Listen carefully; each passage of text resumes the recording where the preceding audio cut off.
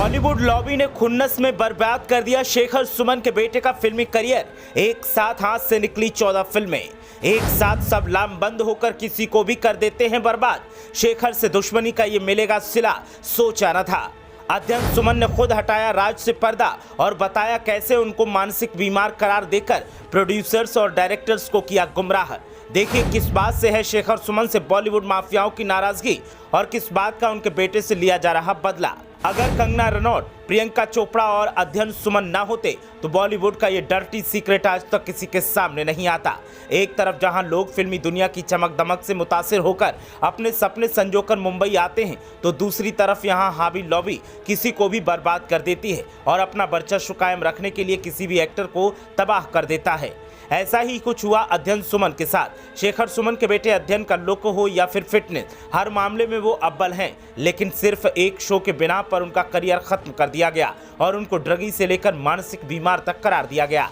अध्ययन ने जब से ये खुलासा किया है तब से एक बार फिर बी टाउन में हंगामा बरपा हुआ है। दरअसल अध्ययन सुमन ने बॉलीवुड का कच्चा चिट्ठा खोलकर रख दिया है। एक्टर ने अपने एक इंटरव्यू में हिंदी फिल्म इंडस्ट्री में होने वाली घटिया राजनीति के बारे में खोलकर बात की और कहा कि कैसे उनके पिता शेखर सुमन का बदला उनका करियर खत्म करने के लिए लिया गया। शेखर सुमन एक वक्त पर इंडस्ट्री के सितारों में से एक थे, लेकिन धीरे धीरे वो कहीं गायब हो गए। एक इंटरव्यू में अध्ययन ने कहा कि उनके हाथ से 14 फिल्में निकल गई। इसके अलावा उन्हें कई और बड़े प्रोजेक्ट से बाहर कर दिया गया। एक्टर ने यह भी कहा कि उन्होंने इंडस्ट्री में कभी भी किसी के साथ बुरा नहीं किया, लेकिन उनके साथ हुई लॉबिंग और पॉलिटिक्स के पीछे का असल कारण उनके पिता शेखर सुमन हैं। लोगों ने उनके पिता का बदला उनसे लिया। अध्ययन ने कहा कि मुझे बहुत ज्यादा काम अपने पिता शेखर सुमन के शो मूवर्स एंड शेखर के कारण नहीं मिल पाया। हालांकि जो शो में हर एपिसोड के लिए उन्हें स्क्रिप्ट दी जाती थी, फिर भी शो के कारण कुछ लोगों ने उनके खिलाफ अपने मन में नफरत पाल ली कि शेखर ने हमारे बारे में ऐसे बात क्यों की।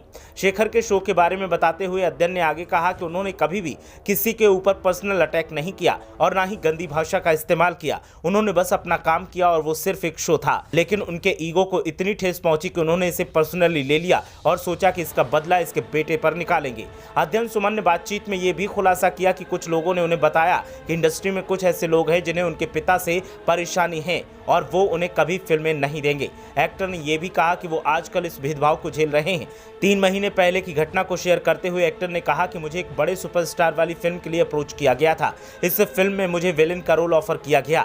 पैसे से लेकर हर चीज पर बात हो चुकी थी और मैं उनके फोन का इंतजार कर रहा था ताकि कॉन्ट्रैक्ट के बारे में बात कर सकूं, लेकिन वे अचानक पीछे हट गए। एक्टर ने आगे कहा कि मैंने उनसे पूछा कि आखिर क्या हुआ है। ये बहुत आसान है कि कोई भी फोन करेगा और मुझे प्रोजेक्ट से बाहर कर दिया जाएगा। मेरे सामने एक प्रोड्यूसर ने दूसरे प्रोड्यूसर को कॉल किया और कहा कि हम अध्ययन को कास्ट करने की सोच रहे हैं और सामने से जवाब आया कि उसको मत लो, ये लापरवाह है, ड्रग्स लेता है। अध्ययन के खुलासों के बाद पूरे बी टाउन में हंगामा बरपा हुआ है और वो पहलू निकलकर सामने आ रहे हैं जिनके बारे में लोग बात करने से भी डरते थे, लेकिन अब लोग खुलकर बात करते हैं और उन लोगों के चेहरे से नकाब उतारे जा रहे हैं जो लोग टीवी और फिल्मी पर्दे पर अच्छा इंसान होने का दिखावा करते हैं। ब्यूरो रिपोर्ट, मीडिया हलचल।